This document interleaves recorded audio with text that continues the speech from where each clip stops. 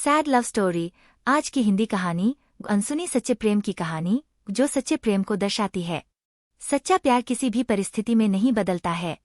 यह love story in आपको जरूर अच्छी लगेगी। आप अगर हमारे चैनल पर नए हैं तो हमारे चैनल को लाइक एंड सब्सक्राइब करें। कहानी। विभा और विराज दोनों एक ही मोहल्ले में रहते थे। बचपन में साथ साथ खेलते, स्कूल जाते।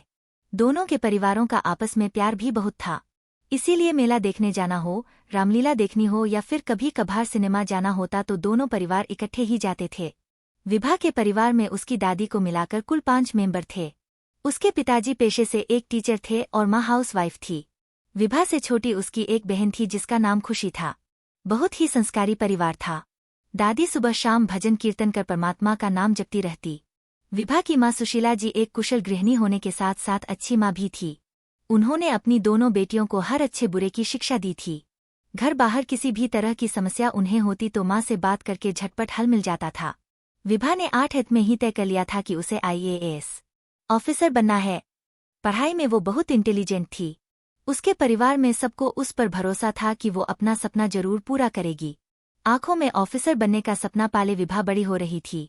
मोहल्ले की सबसे सुंदर लड़की थी विभा। लंबे घने बाल, गोरा रंग, खिलखिलाता चेहरा। किसी परी से कम नहीं थी वो। जो उसको देखे बस देखता ही रह जाए। स्कूल में भी हर लड़के की पसंद थी विभा। लेकिन विभा इन सब बातों से बेखबर अपने लक्ष्य की ओर बढ़ती जा रही थी। उसने 12th में पूरे शहर में टॉप करके अपने माँ बाप का नाम रोशन कर दिया। अब उसे आगे की पढ़ाई के लिए शहर से बाहर जाना था। एक बहुत ही अच्छे कॉलेज में उसका एडमिशन हो गया। बहुत सी हिदायतों के साथ उसे हॉस्टल दिलवाकर उसके मम्मी पापा वापस आ गए। नवी वार्ता, हिंदी कहानी। घरवाले थोड़े निश्चिंत इसलिए भी थे क्योंकि उनके मोहल्ले का लड़का विराज भी तो उसी कॉलेज में पढ़ता था जो विभा से 1 साल सीनियर था। विराज के परिवार में उसके मम्मी पापा और एक छोटा भाई था।